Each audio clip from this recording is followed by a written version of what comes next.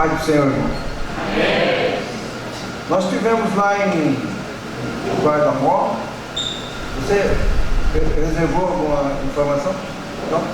Então, nosso evangelista vai dizer das suas impressões do trabalho na igreja de Guarda-Mor. Fica quantas horas aqui? 6 horas. 6 horas. Um carro bom e o motorista bom. Eu fui com o bispo Éder, né? Irmãos, quando a gente fala em avivamento, é uma honra ter o Bispo Naldo com a gente, porque um dos responsáveis do avivamento, não só em Ribeirão, a gente chegando em Guarda-Mor, é o Bispo Naldo. A viagem de 6 horas, mas é uma honra estar 6 horas no carro com o Bispo Naldo e com o Éder, porque as conversas, o Bispo Naldo lendo um livro em inglês já traduzindo pra gente sobre avivamento. Isso é avivamento. E as palavras, nós pensamos em avivamento, as pessoas pulando, rodando, orando, chorando, faz parte do avivamento.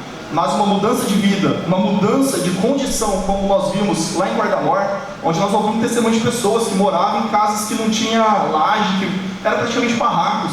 Em 40, 50 minutos não tinha alguém da sociedade ali. E hoje a cidade toda asfaltada, pessoal que passava dificuldade, hoje tem empresas na região. E não é conto que a gente vê na TV, não, a gente que eu sentei para conversar, que chegaram a almoçar com a gente alguns dias.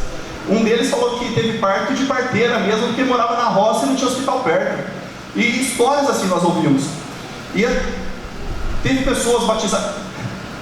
Teve um caso de um psiquiatra, foi para a igreja e foi batizado em línguas nos dias que nós estávamos lá. Ele falou, não sei o que é isso, mas comecei a falar em línguas estranhas aqui. Glória a Deus, deixamos também. Psiquiatra, bem louco, mas tipo, Deus transformando vidas.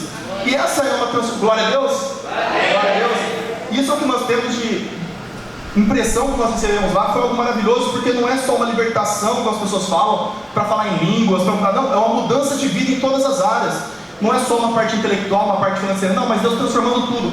Pessoas que viviam numa miséria, numa vida totalmente depravada, sendo levadas para Cristo, essas pessoas prosperando, mudando de vida, sendo bons maridos, boas esposas, bons filhos, obreiros na casa do Senhor, pastores que surgiram na região por meio disso. E eles cheios do Espírito Santo, falando em línguas e evangelizando, não algo que morre neles, mas algo que é levado além. E esse é o avivamento que nós vemos, né, bispo? Que é algo que não surge dentro de nós e morre aqui, mas é uma semente plantada, que é o que nós vamos ver por gerações. E o Bispo Naldo é nosso exemplo nisso, glória a Deus. Psiquiatra, médico psiquiatra, mas doido, com todo respeito, doido, e Deus transformou a vida dele.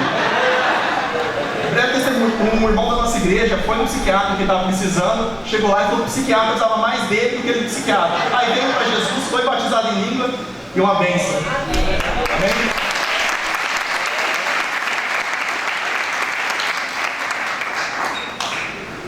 Glória a Deus. Foi muito interessante mesmo o trabalho lá em Guarda-Mor. Foi publicado as fotos, né? E a igreja, a Raiz, eles alugaram uma escola. Não, acho que alugaram não, acho que ocuparam a escola. Fizeram a faixa assim, Encontro Raiz. E todos os membros fundadores estão lá. A fundadora mais antiga tem acho que 98 anos. Eu tirei foto com ela. Dona Sinhá. Eu fui lá, o pastor Jerônimo disse, olha, a Sinhá queria vir, mas está com 98 anos, eu falei, então eu vou lá, ué. Eu fui lá, tirei foto com ela, tudo. Então foi muito bom o encontro. E a igreja está bem fortificada. E agora eles têm um plano de discipulado. Desse toque simples, de pequenos grupos, discipulados, célula, etc. Com folheto evangelístico, eu já mandei carimbar de tudo, como distribuir os folhetos. Não é, por exemplo, você tem 100 folhetos para entregar, né? Não é compre ouro, né? Pessoa, toma. Tem uns que falam assim, ó, ajuda a jogar fora. Uma vez uma moça me falou, me ajuda a jogar isso fora. Tá bom. Então não é isso, é um contato, né? Eu sempre entrego, toda semana tem vezes que eu entrego 10 numa fila de banco. Às vezes você pensa que é simples, mas tem gente que tem vergonha, sabe? Porque tem gente que fala assim, não tem religião. Aí você tem que saber a resposta. Eu também tenho. Sou católico, eu também sou. Católico é universal. Tá? Aliás, eu até tenho raízes assim, né? Porque quem me ordenou foi um bispo da Nova Vida, recomendado pelo Papa João Paulo VI, parece. Isso que eu gosto do João Paulo VI. Então também tem o raiz da metodista, o católico carismático, o bispo Alberto Macalester, que ele ordenou. Ele é da Igreja Pentecostal de Nova Vida. Ele foi recomendado bispo para o movimento carismático, para organizar o movimento carismático, inclusive o católico, que é meio voado, né? E aí ele ordenou aqui, ordenou o bispo lá, não sei se... Não, no Peru não, foi aqui, acho que Joanesburgo, alguma coisa assim. Então, mas aí você tem que ter uma resposta, não é verdade? E distribuir para a pessoa numa fila do banco, seja lá como for, às vezes na praça. Às vezes as pessoas dizem assim, muito obrigado, isso é uma benção. Olha, eu estava precisando. Que maravilha, e Deus te abençoe. Às vezes a pessoa está dormindo na rua. Um dia eu encontrei na frente do Banco do Brasil, essa semana. Aí eu fui saindo e lá, tudo bem com o senhor? Tudo, que horas são? Eu falei, aí, o senhor está tudo bem? Ele falou, olha, eu estou só com um pão de hoje. Eu falei, então eu vou te arrumar o almoço de hoje e de amanhã. Que é baratinho, é R$1. Aí tem mais essa mensagem aqui do senhor, né? Falou, olha, que bom. O senhor gosta da Bíblia, lê número 13:13. Até esqueci de ler, depois você não sei o que é, depois falou do versículo, ele chama Davi, eu elogiei o nome dele e tudo. E você pergunta o nome, né? Então tem gente que veio do Peru, muita gente. Então você tem que ter esse contato de abençoar as pessoas. Às vezes essas pessoas que estão na rua, eu suponho que não tem ninguém mesmo, entendeu?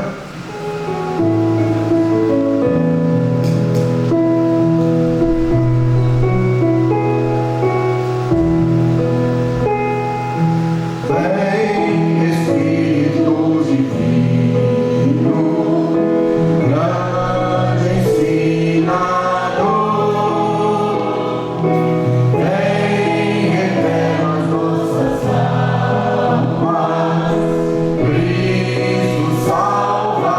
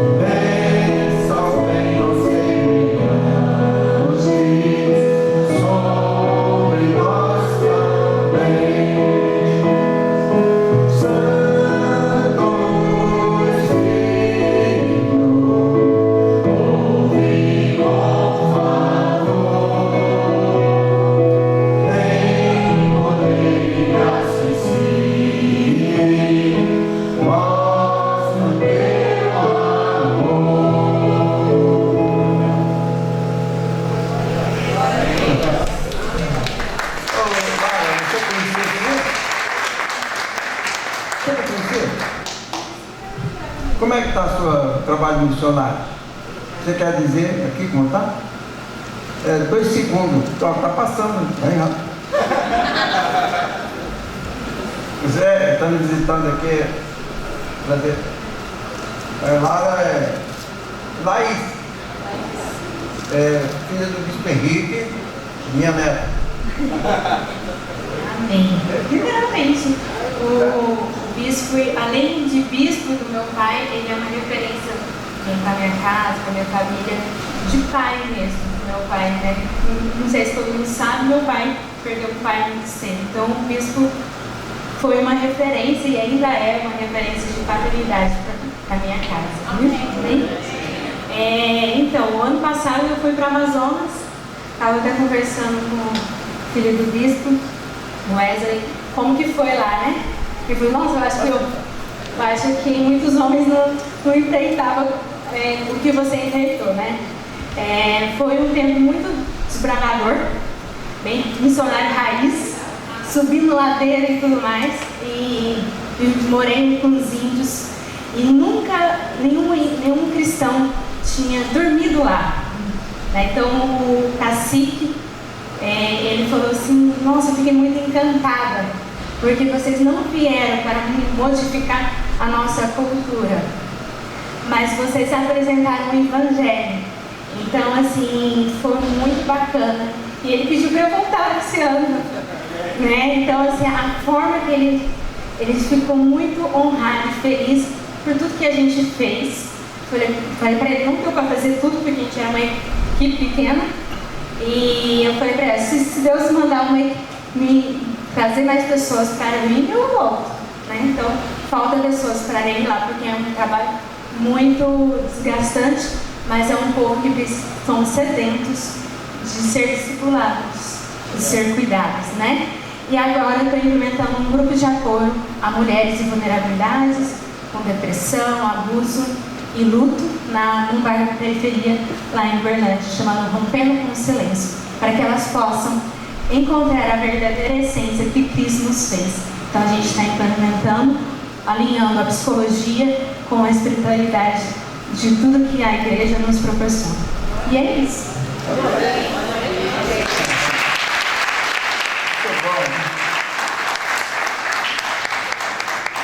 E quando nós fomos até Guarda-Mó, eu parei num lugar lá, que é um restaurante, né? E apareceu um rapaz. Você esqueceu desse detalhe, o amigo do Augusto. Então já evangelizei ele vai ser um missionário, talvez trabalhar com Augusto, né? Um rapaz muito comunicativo, para você está prontinho para ser um evangelista e já evangelizar todo mundo nesse restaurante aqui, viu? E ele pegou o folheto e ficou, entre aspas, comprometido. Mas você tem que ter uma palavra de evangelista de poder para resolver esses problemas, né? Assim, para fazer da pessoa um predestinado. Você já predestinei ele logo, né? Para que ele se torne um missionário e evangelize aquela região. É um lugar, nem sei dizer, tão distante, 6 horas de viagem, é um negócio impressionante ir até Guarda-Mó. Geralmente é assim, quando você vai num lugar longe, de casa, acontece muita coisa. E lá a igreja ficou um poder imenso de evangelismo, de transformar a cidade. Estão com material evangelístico, com folhetos prontos, livros para ler, um grupo de jovens que vão propondo o avivamento na igreja. Olha, é um sonho, viu? Guarda-Mó, ela é a raiz do avivamento de toda aquela região ali. É ali que nasceu a igreja metodista renovada, ali numa casa da Fátima e com palavras proféticas também. E uma reunião de vigília na montanha. Ali tem uma história impressionante de poder, do poder de Deus. E muitas curas houve lá.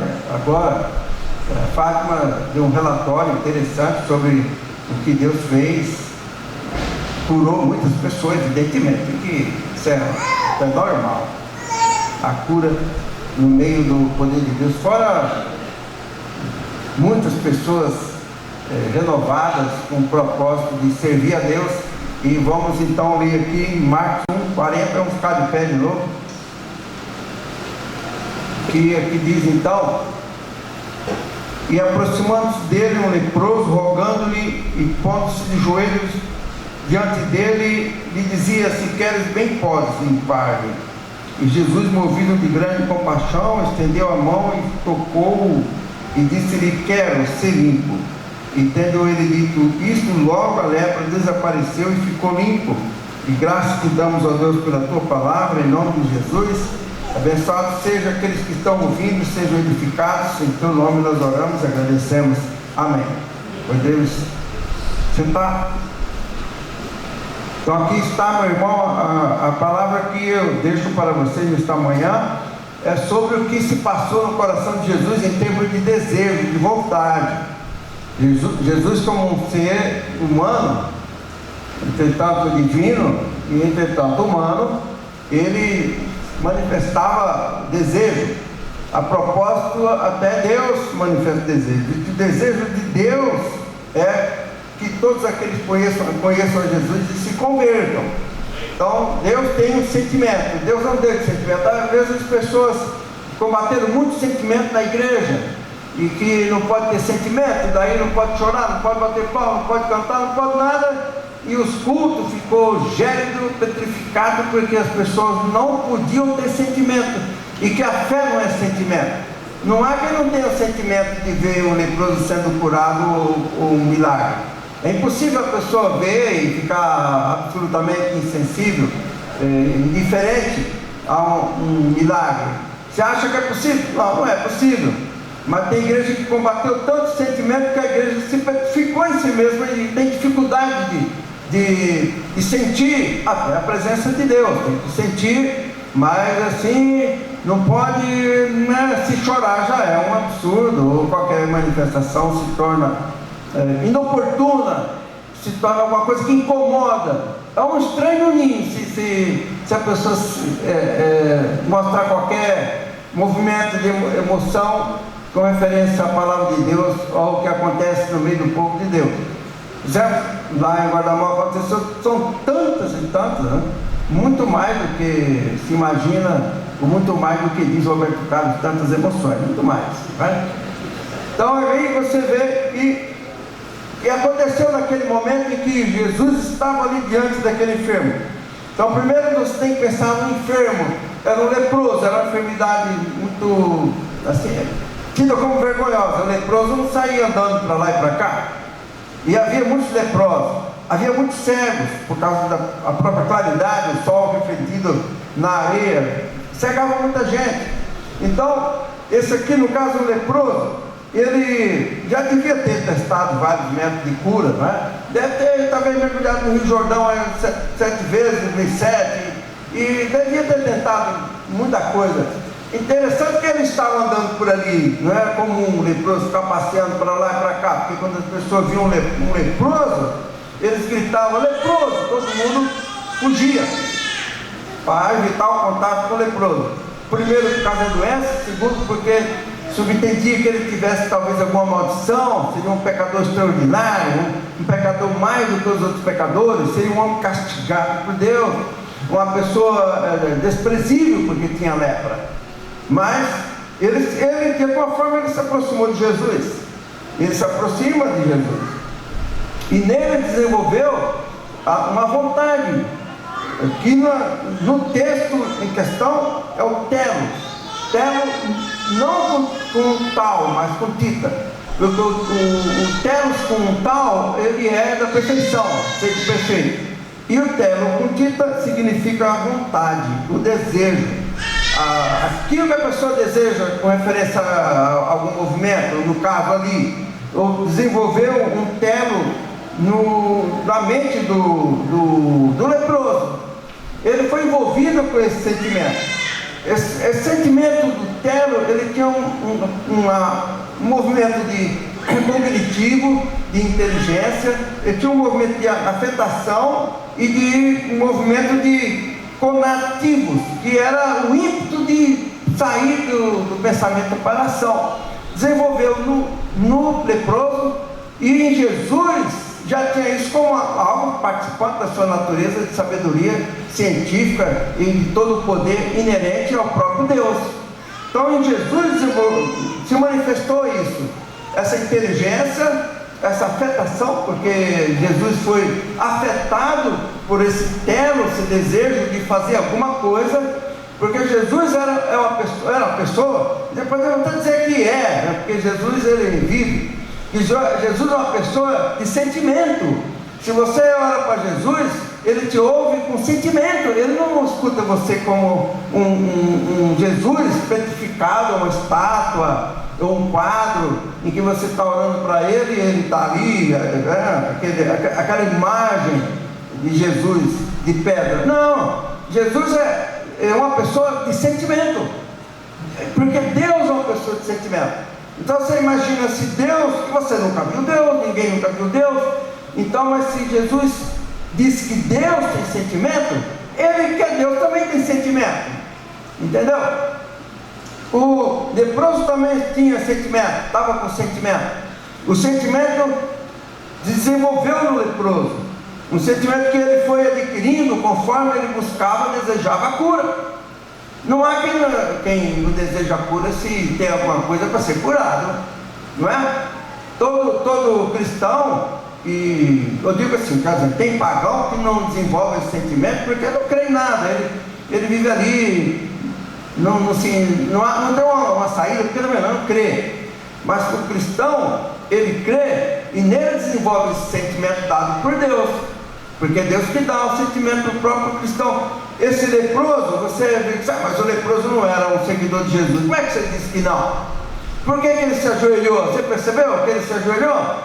O leproso não saiu por ali dizendo assim, Jesus, eu estou aqui, leproso.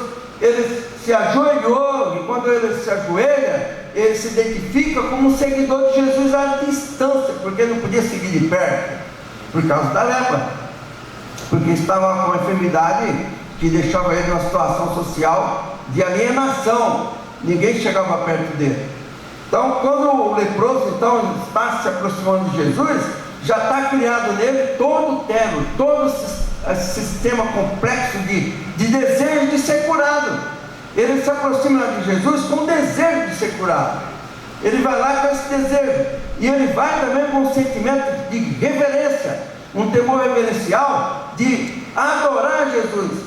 Por isso que ele era um seguidor à moda oculta, ele era um seguidor de Jesus à distância, ele era um seguidor de Jesus desconhecido. Pode ser que Jesus imaginasse, eu visse ele antecipadamente, como viu Natanael, antes dele chegar lá, já estava sabendo que ele vinha, porque ele tinha essa capacidade. Mas o leproso tinha esse sentimento, porque ele se ajoelha e pede. Se você ler a Bíblia francesa, diz que ele fala com uma voz de piedade, de súplica, uma voz de súplica. Outros textos diz que ele fala com um sentimento de piedade. Ele tem piedade, um sentimento de autopiedade, de sofrimento, de sofrimento. E em Jesus tem um sentimento de compaixão. Há até traduções que dizem que Jesus estava um pouco indignado, mas 2 ou 3 manuscritos, a maioria dos manuscritos diz que Jesus estava movido de compaixão, e ele se moveu de compaixão, e isso estava no terno, na vontade, no desejo de fazer a vontade de Deus, que era a vontade de Deus, é a salvação, e a vontade de Jesus também era evidentemente curar a quem o procurasse. Você não vê Jesus orando por toda a cidade da Judéia, e orando para curar todos os enfermos, todos ao mesmo tempo, resolver tudo. Você não vê isso, vê? Não. Aí você diz assim, mas ele podia? Podia. Você até imagina também, nós podemos orar aqui, subir no monte e orar para curar todos os enfermos da cidade, mas isso não é apropriado. Jesus podia fazer isso, não fez, porque isso não é apropriado. Mas aqueles que se aproximavam dele, então aqui é um local que, se você pensa em ser curado, você pode ser curado, porque você vem como o leproso tinha esse pensamento, essa intenção, e tinha esse desejo no coração de ser curado. Ele queria, desejava, pensava. Ele pensou, e ali quando ele chega perto, ele manifesta a sua vontade.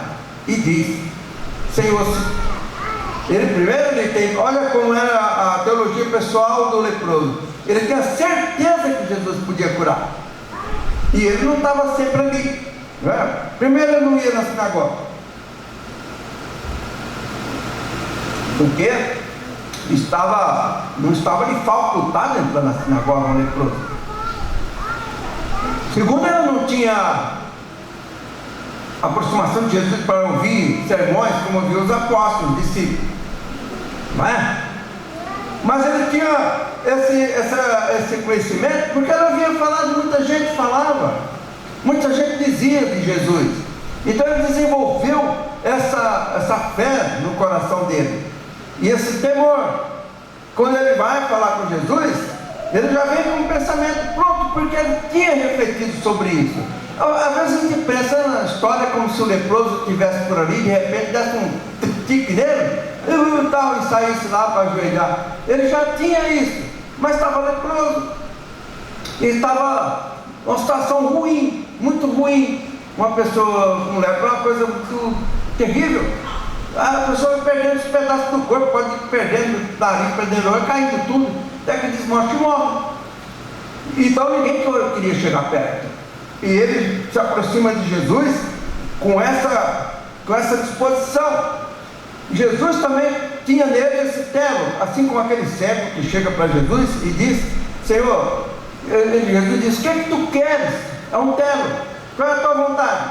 O cego ali: meu telo, minha vontade é ser que eu recupere a vista, eu quero voltar a ver. Ele era cego, parece que de nascença, ou perdeu no meio do caminho, né? Com o teto, que eu volte a ver. Pode ser que ele ficou cego depois. Ele disse que eu quero voltar a ver. Era a vontade do cego, e Jesus curou aquele cego. Aquela vontade do leproso era ficar limpo da lepra. Ele tinha vontade, e então Jesus disse: sim, eu quero. Quem Jesus tinha essa vontade: eu quero que você fique limpo. E disse: ser limpo. E ele ficou limpo, não deu nenhum mergulho em lugar nenhum. Aí está o poder de Jesus de curar, como ele ficava admirado, meramente com a palavra. Às vezes você vê lá Jesus fazendo um barrinho e tal, lá no olho do cego, né? Sei, eu acho que ele fez, se não fizesse também, curava do mesmo jeito, mas fez sim. Então você observa essa situação do leproso e a situação de todos os enfermos. É uma situação bem semelhante. A diferença está nessa condição de ser purificado. Cateristético, é purificar. Cátaro é uma região no sul da França que existia um grupo cristão que chamava Cátaro, que significava puro. Jesus usa essa palavra aqui: ser cátaro, ser purificado. Ele disse: se tu queres. Você já viu alguma vez Jesus disse que eu não quero? Não tinha nenhuma situação, mas ele pergunta: se tu queres, ele disse assim: tu podes, se tu queres, eu posso ficar ali. A submissão, a devoção, e ele também adorou Jesus e recebeu a cura. Isso é muito importante. Quando você então ora por um enfermo, você pergunta o que você quer. Por quê, irmão? A questão é que Jesus estava ensinando que tem que vir a luz, a flor da existência, fluir, aparecer a situação concreta que a pessoa quer. Outra vez pergunta, você pode perguntar, se vai orar por alguém: qual é a sua enfermidade? Você não orar por uma coisa sendo outra. Jesus ia orar pelo leproso dizendo para ele enxergar? Você acha que era normal? Ou orar pelo cego para curar da lepra? Você acha que era normal isso? Não. Então Jesus interage, porque a vontade dele com a vontade do leproso, isso é cognitivo, isso tem ligação. E depois surge então o que eles chamam de que é conativo. que é o ímpeto de sair a cura de Jesus para o leproso. Não podia ficar à vontade, a volição, aquele movimento complexo de vontade e realização. Então, um processo psicológico de sair da pessoa e atingir a outra. Foi isso que Jesus fez. E quando então Jesus disse, eu quero, saiu o ímpeto do poder que estava e curou o homem. Porque ele creu. É só porque a pessoa crê, né? E aí ele foi curado. Então, nós estamos num tempo que vai começar a acontecer esse tipo de coisa, que sempre aconteceu, na verdade. Mas vem aí o avivamento, está chegando, já chegou. É preciso que as pessoas então entrem nele. E nós estamos entrando. Lá em Guardamó, entrou uma coisa impressionante. E foi transportado para Uberaba. E Uberaba já mandou um casal de missionários lá para Alegre, no Alagoas. Tá bom? Começar um grupo discipulado lá. Porque isso ninguém segura. Assim, tem igreja que pode rejeitar o Espírito Santo, tem igreja que o diácono manda e diz que aqui não, acabou, não tem mais nada. Na nossa igreja não tem diácono que manda. É o colégio episcopal e é aberto. É a igreja renovada, ninguém pode impedir. Nem pastor, ninguém. É aberto. Então não precisa, é só pedir. Então, irmão, presta atenção então nessa situação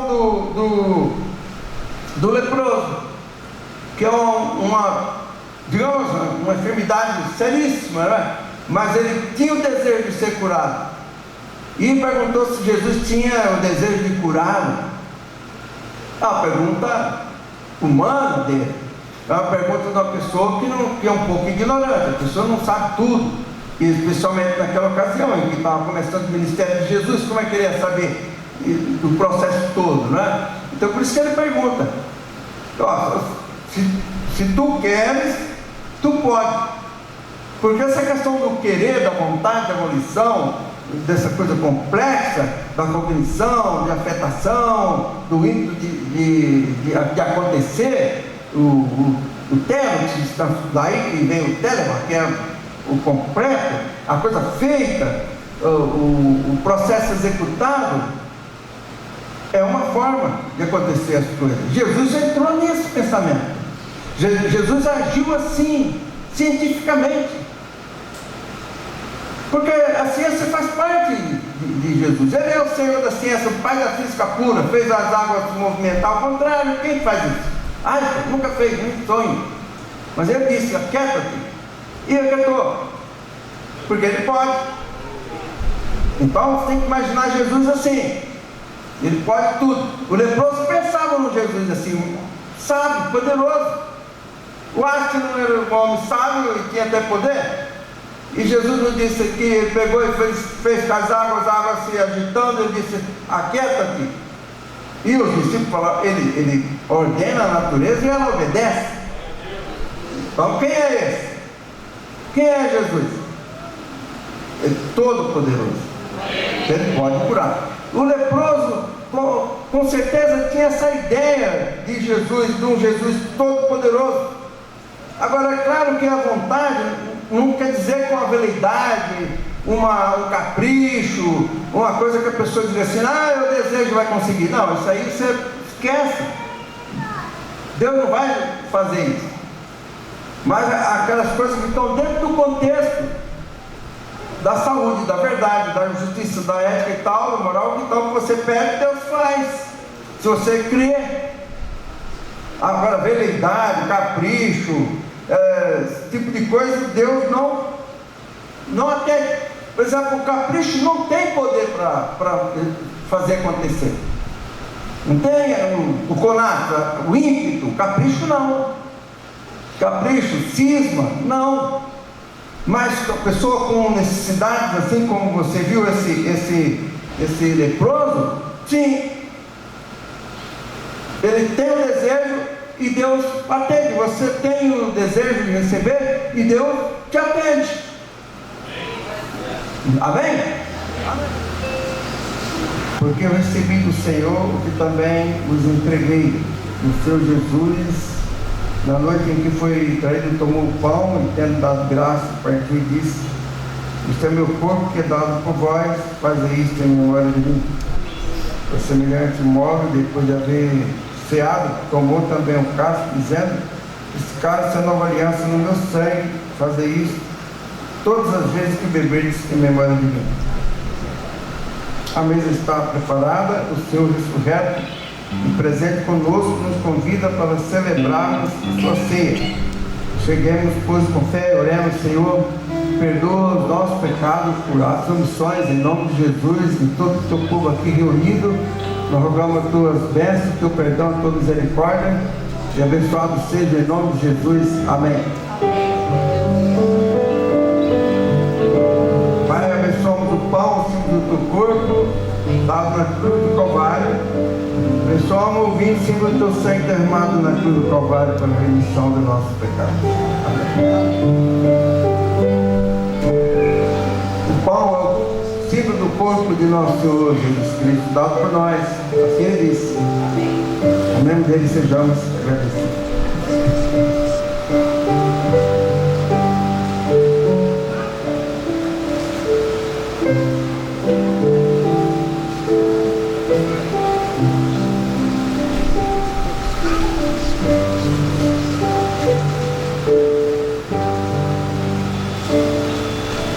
O sangue da nova aliança, derramado na cruz do Calvário para a remissão dos nossos pecados. E vamos, sejamos agradecidos.